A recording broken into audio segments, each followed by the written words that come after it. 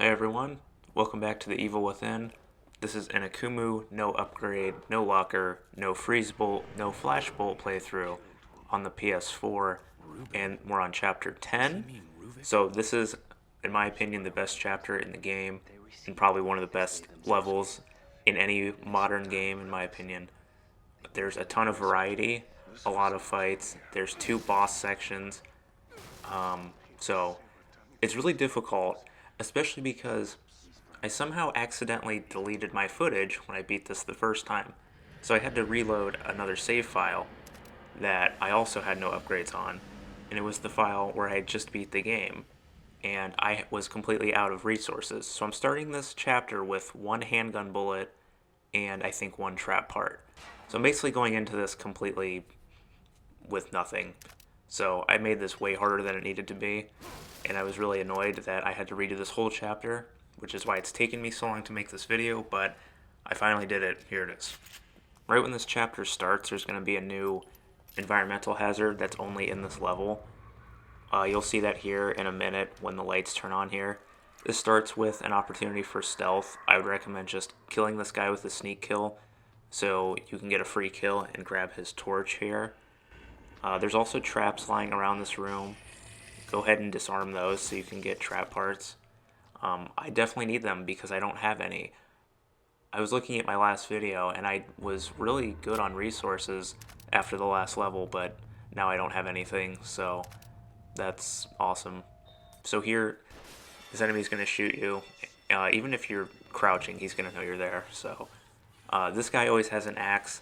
I always just hit him with the torch, get his axe, kill her, and get it over with. You come over here and grab this sniper ammo. You can take care of the sniper. He's up on this balcony, and you see that spinning blade. That's the blade I was talking about. If you step out there, standing up, it's going to kill you. This guy's up on this balcony, and these things spinning around here are going to kind of block your view. So you have to step out or wait for it to pass over you or pass through your line of sight in order to hit the enemy. So there's going to be enemies in a cramped hallway up here. Doing this part without a flash bolt and base level bolts is pretty hard. So I come up here and I'm just going to immediately shoot that fatty because he has a lot of health. And again, he has twice as much health as these other enemies. So I need to get his health down. And these other guys are going to funnel through here and I'm going to hit them with the shotgun. But then I noticed that I don't have any matches because, again, I'm out of resources. So I had to retreat down here. And I'm going to utilize this bottle sitting here because, again, even if you're not in stealth, you can use it for hit stun and you can use it for a free sneak kill if you hit an enemy in the head. Came a little close to being hit there. If you sneak kill an enemy and another enemy is coming from behind that one, typically it's going to block that other enemy from grabbing you. So that's what happened right there. So go up here, there's going to be a key item you need, and there's a few bullets lying around, but not much. So I kind of wanted to talk about how the level design and the variety in this game and why I think it's so much better than how most games handle things like this. So I talked in another video about how a lot of action games are just full of kill rooms where you just have to kill the enemies in this kind of plain looking room and then kill them all and you can proceed. This game in every chapter has something in it that distinguishes it from the rest of the game. And here you have something like this room with the blade spinning around. When you first see it, you don't really know what it's for, how to use it, or if it's really a threat. But then when you get hit by it, you die instantly. But then you also realize that you can use it against the enemies, which is incredibly useful, and you're going to see me do that. So sometimes there's an enemy around this corner, but since I died a couple times, I think he despawned. This game sort of has that adaptive difficulty where sometimes enemies don't respawn, but then when you die again, they'll come back. So right here, these two enemies are going to come out here crouching, and I'm going to throw this bottle right as the blade's about to pass so he stands up and gets hit by it. And then this one, I'm just going to shoot him with the handgun, give him some hit stun, and his head's going to get chopped off too. That enemy that wasn't there, he usually has an axe, so you can usually just run up to those guys and hit them with the axe. those guys, when you get near them, they'll like jump you. They're basically like playing a trick on you. They're walking all slow, but when you get near them, they just lunge at you. So you have to just take care of them quick. And there's an enemy with a gun right there, so I wanted to knock him back into that guy with the gun so I could hit them both with a shock bolt, and that's what I did. Luckily, I found some matches so I could take advantage of it. That enemy lying on the ground actually gets up if you get near him. So if you want to kill him in the hopes that he drops some gel or some more bullets, you can definitely do that. But I am not going to bother wasting a match on him because I'm not going to take that chance right now. So then when you activate that, and you have to come back out here, and there's going to be another sniper up top. And unfortunately, I don't have any sniper rounds, so I'm going to have to kind of dance around this guy. There's a tripwire in the way right here, and if you want to go around it, there's a bear trap on the other side. So right here, I just come out here and I disarm it. Right after he shoots, he has a few seconds of recovery. And then I wanted to go around and disarm the bear trap for parts, but if he was going to come out and shoot me, I wasn't going to have a place to hide, so I figured it's best to just kind of ignore it for now, and I just ran past it. Unfortunately, you can't get back in there, so I can't get that trap now, but it's okay. I still make it through the chapter regardless, even without those 2 trap parts. This next part coming up is it's like a little maze, and you can kind of utilize some light stealth when it starts to get a jump on a couple enemies, but I take a different approach with it, so you'll see what I do. And right there was a new enemy type called a trauma. If you actually drop down right there, that part's meant to kind of scare you, just to give you a foreshadowing of the enemy coming up. But if you just drop down, that enemy actually stays there and you have to fight it. So you'll get a lot of green gel for killing it, but I'm not using gel because I'm not getting upgrades, so I just waited for him to leave. So in Chapter 6, I talked about there was that section where you're with Joseph, and Sebastian and Joseph run one way, and the game clearly wants you to go that way, and I just ran the other way. This is kind of the same thing. The game kind of wants you to use some stealth here, or that's what it alludes to, but I'm just going to charge right in here. I'm going to shoot a harpoon at this guy so he doesn't get in my way, and then put a shock bolt right in this doorway, right at the doppelganger, to take care of him immediately because he's the biggest threat. And then when these enemies try and follow me, they're going to get caught in the shock bolt as well. And right there, I was going to use an explosive bolt at this other doorway, but this enemy came through quicker than I thought he was going to, and it really caught me off guard. So here I am missing a bunch of shots, but luckily I take care of him anyway. And there's a lot of traps lying around these couple rooms. There's a few sticks of dynamite, there's a tripwire. You can utilize all those against the enemies, but I like to kind of just rush in here, take care of the enemies, and then collect all those parts because you want them for the next few rooms coming up. And then there's a couple enemies lying down. Again, same thing. If you get too close to them, they're going to stand up. I debated on whether or not I wanted to throw a match on that enemy because I didn't know if he was going to stand up while I was disarming this. I decided to wait it out, and he didn't stand up, so I didn't bother. But I knew this enemy was going to stand up if I went for these boxes, so that's why I just used a match on him anyway. So another thing about how this game is designed that I appreciate so much is I talked about just the overall variety of the game, like every chapter kind of having its own setting, its own gimmick, its own thing. Like this had that spinning blade, and now there's this little maze with all these traps and a ton of freedom in how you want to approach this part. And it's really challenging, like the game is throughout. But also there's another thing that kind of adds to the variety and the replayability of this game. And it's enemy spawns. So this game is not strict in how it places its enemies, but it's also not, obviously it's not completely randomized either. So at this part coming up, you're going to see a few enemies after I initiate this next checkpoint. And there's actually a few parts in this game like this where there's, 3 or 4 enemies, but then you die, and the next time it might be less or more enemies, and the composition may be different. So, for example, you could have a fight with 2 regular haunted and a fatty, and then the next time it's 2 female haunted and no fatty. And that is important to note because this is one of the few games where the base enemy, it's not just cosmetic in how they look, they actually act different. So the base haunted act a certain way. The female haunted are a bit more sporadic and they move differently. They tend to do the crouch walk more. The fatties have more health. They're not susceptible to hit stun as much. They block headshots with their arms, stuff like that. So they don't just look different, they actually act different even though they're all just haunted. So while you do spend a majority of this game fighting the same enemy types, they're not the same. They're all different. They're their own unique thing, especially with the different weapons.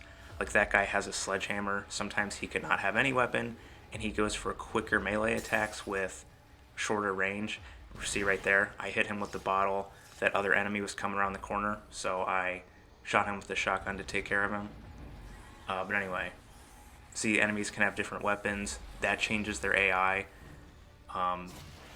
Like the fatty, for example, I said, they move slower than the other haunted, but if they don't have a weapon and they're in melee range, their melee is quick.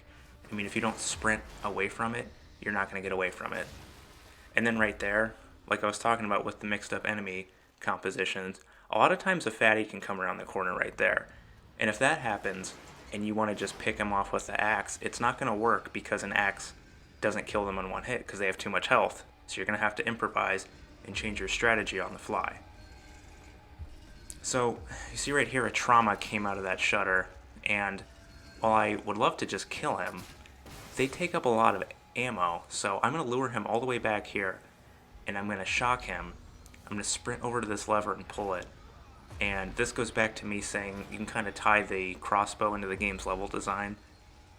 So that was kind of like, that was like a gate. That was gating you off of advancing. Instead of forcing you to kill the trauma, the game says, well, as long as you can pull this lever, it doesn't matter what you do to him, just as long as you pull the lever. So that's what I did.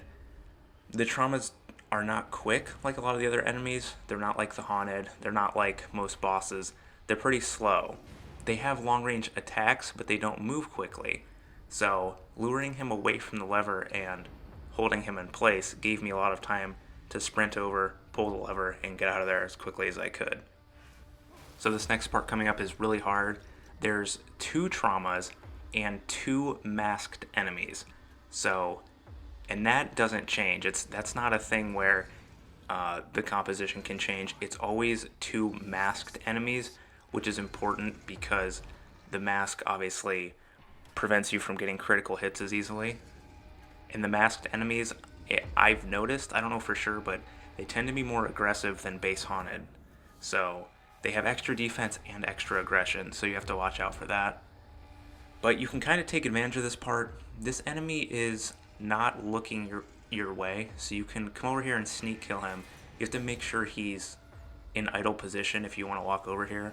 You can sneak kill him, and then you can actually sneak kill the traumas. It doesn't kill them, but it takes down about half their health, and when they get down past a certain health point, they'll kind of transform, like a thing will pop out of their back, and they'll get different attacks, and they'll be more aggressive. So that instantly happens when you do one sneak kill. So the plan here is I'm going to stand back, and I'm going to utilize explosives, because explosives in this game have a universal kind of knockback and hit stun property. So typically what I would like to do here is I would want to hit the trauma that I did not sneak kill with the explosive bolt, because when you plant a bolt on the trauma, it does more damage.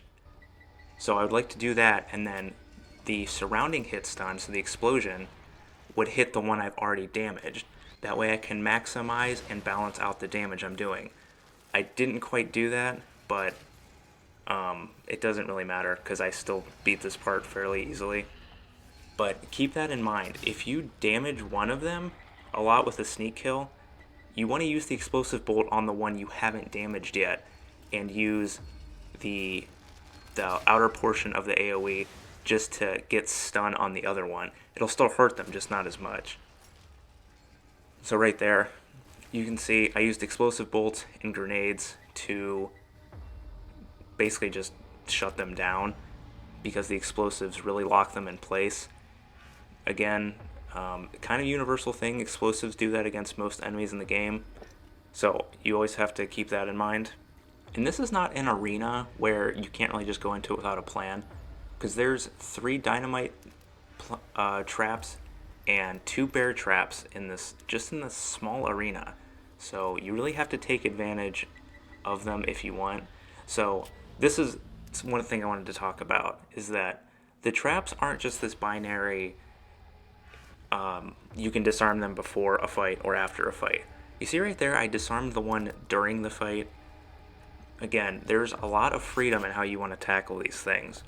So what you could do, theoretically, is hit stun an enemy and then go disarm the number of traps that you need to make the traps that you want. So right there, I used explosive bolts and a grenade to stun both of the traumas, and both of the haunted had been killed. That gave me enough time to go disarm a trap. Now, it wasn't really necessary to do it in the middle of a fight because I still had sniper rounds and a harpoon bolt that I could have used. But let's say you're really crunched for resources. You could stun them either with an explosion or a shock bolt or whatever. You could go disarm 2 or 3, and then that gives you enough trap parts to make, let's say, 2 explosive bolts to really just do a ton of damage. So again, you don't have to do it before a fight or after a fight. You can carve out your own little window of time to go get them in the middle of a fight. So here the chapter kind of changes a little bit. We're kind of done with normal fights. It's going to be this chase sequence with Laura. This is the big one. This is the main one in the game, and then a boss fight. But until that happens, I wanted to talk about the explosive bolt. So the explosive bolt on a no upgrade run has a lot of weaknesses. It doesn't do as much damage as a grenade. The AoE isn't as big as a grenade. It can hurt you. Well, on Akumu it kills you. But there's a couple things to keep in mind. When you miss with an explosive bolt, you can pick it back up. So if you miss with a harpoon bolt, a flash bolt, or a freeze bolt, you can't pick them back up. If you miss with an explosive bolt, you can. And I'm assuming this was done because the explosive bolt has so many things working against it. It has a lot of great things about it, but it has so many things working against it too. Especially, let's say, like I talk about, you stick an enemy with it, they run up to you and explodes, and then you die. So in some ways, it's almost like if you panic shoot an explosive bolt, it has the least risk if you miss, because you can just go pick it back up. So keep that in mind if you're wondering, like, wow, explosive bolts really aren't that good. The universal knockdown and hit stun of enemies, not to mention the fact that you can retrieve them if you miss, are 2 huge things. And speaking of grenades, that is the difference between grenades and explosives. They do have differences. You may think, well, they just have overlap, they're redundant. They're not. The grenades, they have bigger AoE, they have more damage than a base explosive bolt, and you can throw them while crouching. They're the only weapon in the game you can use while you're crouching. So if you want to throw them over waist-high objects, you can do that. So again, giving it its own little flavor, so it has its use in the arsenal. Alright, now this is what I've been waiting to talk about. Here we have Laura. This is a multi-part chase sequence. So here she's going to rip that fence open, and you have to wait for these doors to slowly rise. So just bait out one attack. You can kind of run around the perimeter of that first little room, and then just walk under those gates. You just keep running here. She doesn't really have any chance of catching up to you unless you completely run out of stamina. So again, stamina management is the most important thing when you're trying to deal with Laura. So there's a few really awesome things about this whole encounter. So at the end of this, you actually can kill her, and you'll be rewarded with a locker key and some gel. I wouldn't say the rewards are that great given how much health she has. I mean, she has more health than 3 or 4 bosses put together. But the fact that they put in a super boss in a survival horror game is pretty awesome. It's like fighting a super boss in an RPG, but now it's in action survival horror game. It's pretty awesome to me. But definitely on a no upgrade run, and definitely on a first playthrough, don't bother killing her. You just want to run And then when you're on New Game Plus and you have the rocket launcher and things like that, you can kill her for fun, but I don't recommend doing that on a run like this. So the whole thing of everything being weak to fire in the game, this is kind of the prime example of that. Fire gives her a special stun and a lot of hit stun, which we saw in Chapter 5, but you're going to see it again here. So there's a trap there to the left to kind of entice you if you want to disarm it.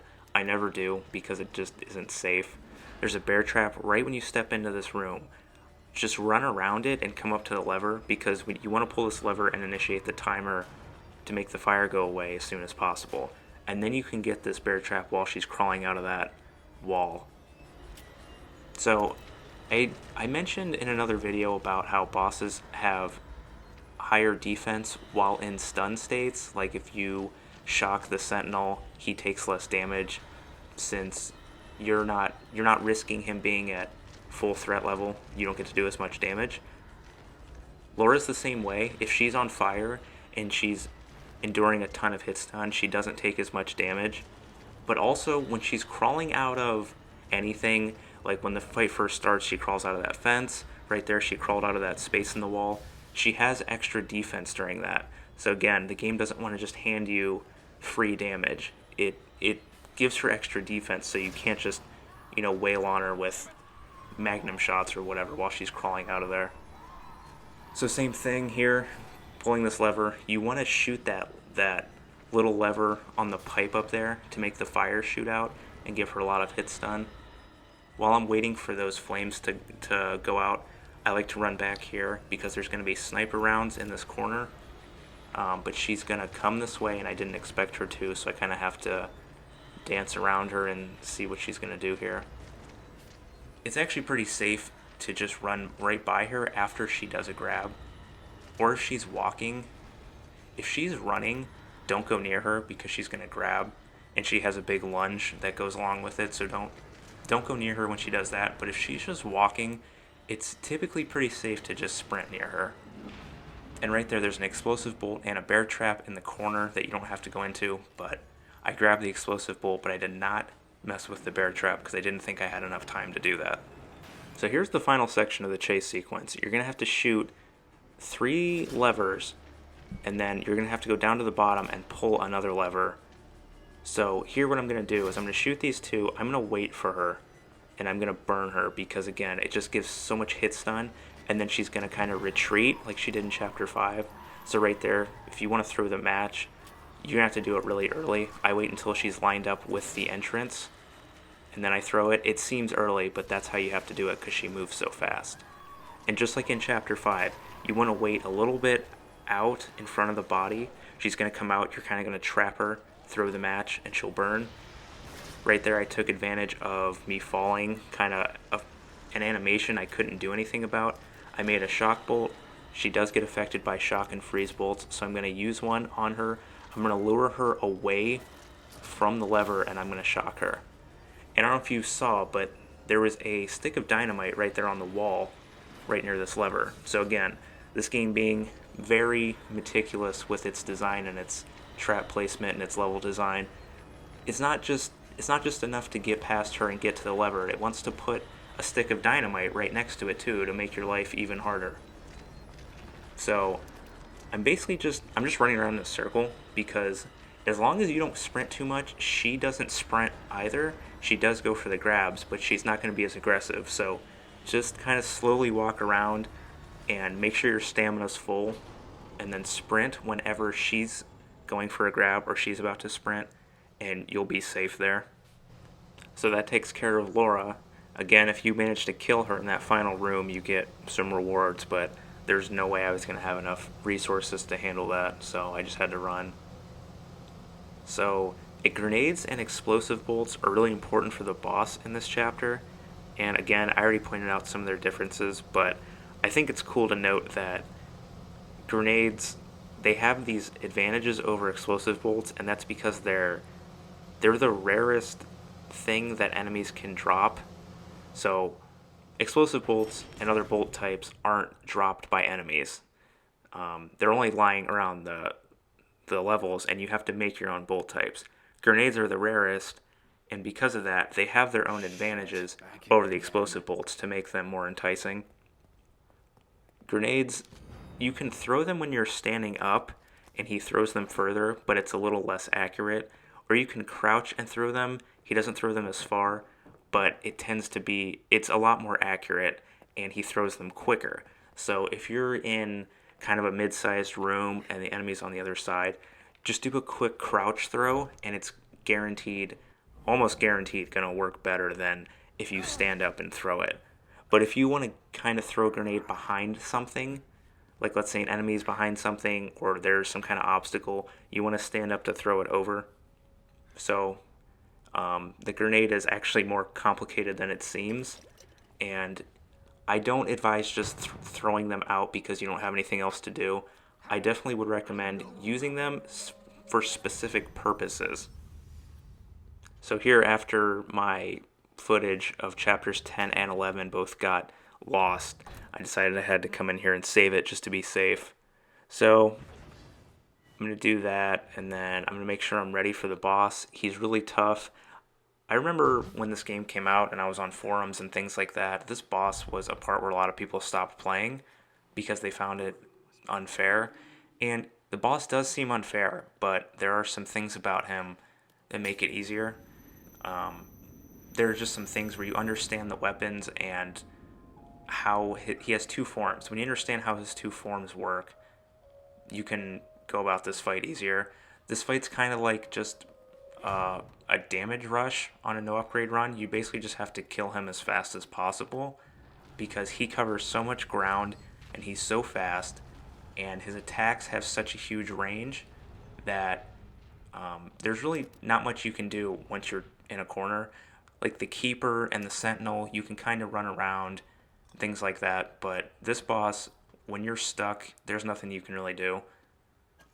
And you can shock and freeze this boss just like you can with any enemy. But I didn't want to use the resources or the trap parts on a shock bolt because the next chapter it's like chapter 6. It's very long and it's very difficult. So I wanted to keep everything I had, or as mostly everything I had, for the next chapter.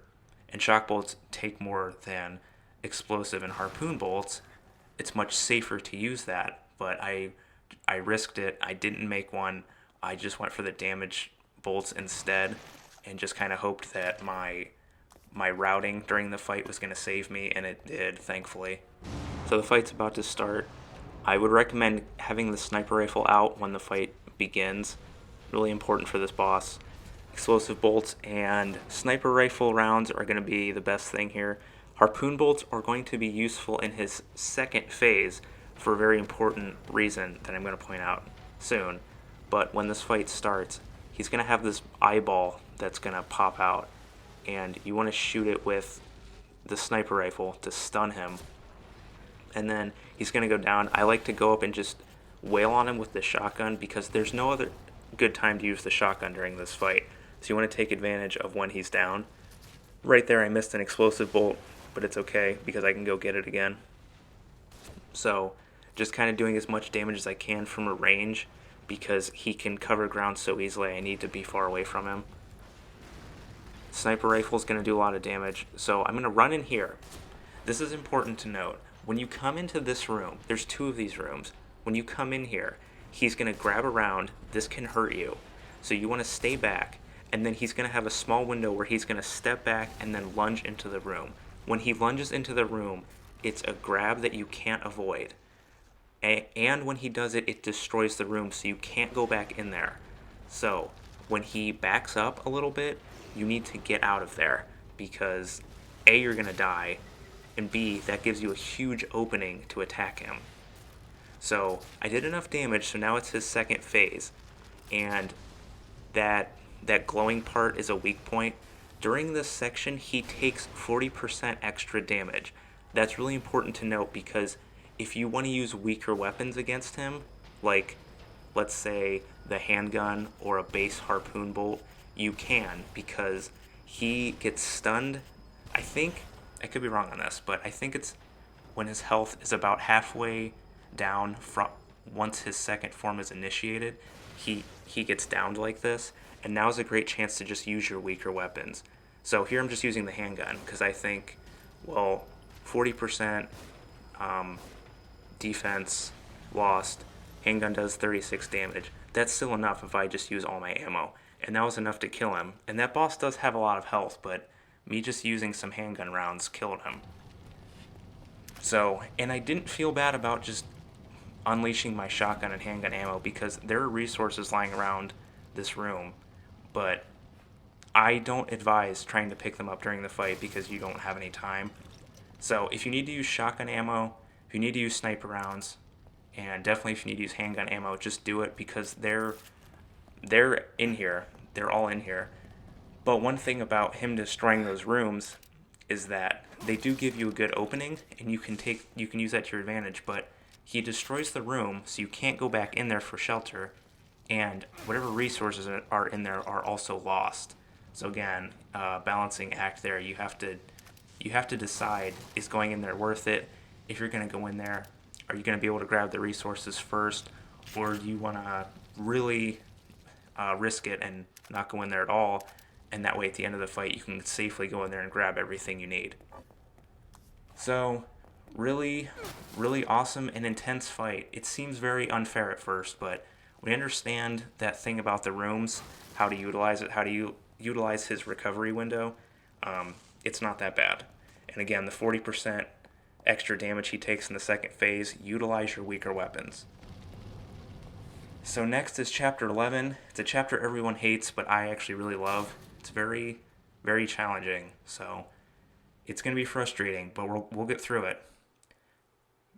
Alright guys, if you like the video and you want to see more like it, please like and subscribe. Thanks for watching. I'll see you guys next time.